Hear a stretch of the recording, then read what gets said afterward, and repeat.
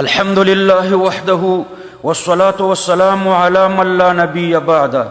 پنن درس کې بد الله پاک په توفیق باندې د عین الله تحقیق درته وکم. ګوري ورونو په عین الله باندې پختنه کول ناجایز دی، بلکې د کفر ایهام پکې راځي. دارنګي پښتو کې چې یو څوک وایي چې الله چرته دی، نو دا مهم د پاره د کفر دی. وکټوري اهل حدیث رسائل لیکي او داغي عنوان لګولې عین الله، پښتو کې الله چرته دی. نو د دوی په عقیده کې د الله د پاره مکان شته. دوی وایي چې د عرش د الله مکان دی او یا اسمان د الله مکان دی. په هدیه المهدی 10 نمبر صفحه او 9 نمبر صفحه کې الله پاک د پاره عرش مکان ګرځولې دی او دارنګه اسماني ورته مکان ګرځولې دی. لیکلي دي چې و مکانه العرش. نو په عین الله او دارنګه الله چرته دی. په دې کې د اهل سنت والجماعت عقیده دا ده چې داسې پختنه کول ناجایز دي. په عربی کې عین الله او په پښتو کې الله چرته دی، دا پختنه کول حرام او ناجایز دي. ځکه څوک چې دا پختنه کوي چې عین الله او یا پښتو کې وایي چې الله چرته دی، نو د په عقیده کې د الله د پاره مکان شته، خو د نه ورک دی چې چرته به وي. نو عین لطلب المکانی، عین د پاره د طلب د مکان راځي. نو د پختنې کوونکي په عقیده کې به د الله د پاره مکان وي او بیا به پختنه کوي. او یا الله چرته دی، نو د پختنې کوونکي په عقیده کې به د الله د پاره مکان وي او بیا به د پختنه کوي. او الله ته د مکان عقیده لرل دا کفر دی. په فتاوی تاطرخانیه جلد 5 صفحه 444 کتاب احکام المرتدین کی فرمای چې څوک چې عرش د الله د پاره مکان غني او یا اسمان د الله د پاره مکان غني، نو دا کافر دی.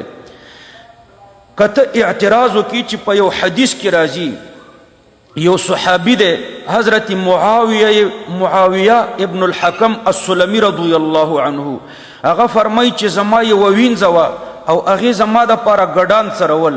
نو یو ګډ یو پس لیوو تختولو، نو زراغلم او ما ته غوسه راغلی وه. نو دا وینځم یو څپېړه وواله.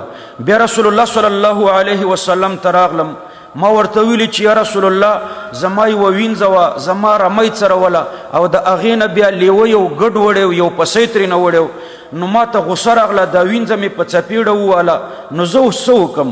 نو پیغمبر علیه السلام دې ته ډېر غټ جرم وویلی.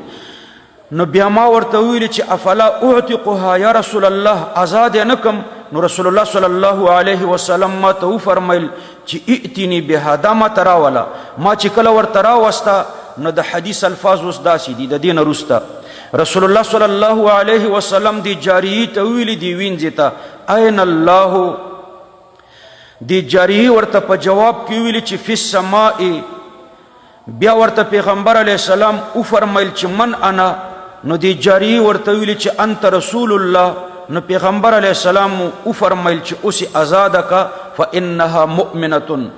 صحیح مسلم جلد اول صفحه 203.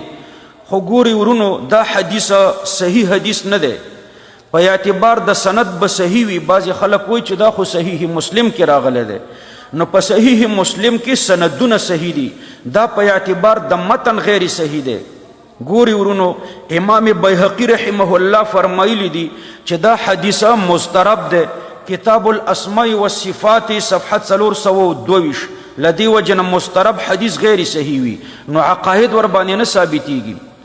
دویم امام بزار رحمه الله فرمایلی دي چې دا حدیث مضطرب دی. کشف الاستار جلد اول صفحه 14 او په مضطرب ضعیف حدیث باندې عقیده نه ثابتېږي. حافظ ابن حجر رحمه الله فرمایلی دي چې وفي اللفظ مخالفه كثيره. التلخیص الحبیر جلد 3 صفحه 223. یعنی د دې حدیث په الفاظو کې ډېر زیات اختلاف دی، په مختلفو الفاظو روایت شوی دی. نو مضطرب حدیث دی، لدې وجې نه عقیده ور باندې نه ثابتېږي. الحافظ العراقي رحمه الله ورته شاذ ویلی دي. تنقیح المفهوم الجاریه صفحه 350. وجه د اضطراب ګوري ورونو دا ده چې دا روایت دا په 3 الفاظو تقریبا روایت شوی دی. په بعضې روایاتو کې لکه د صحیح مسلم پر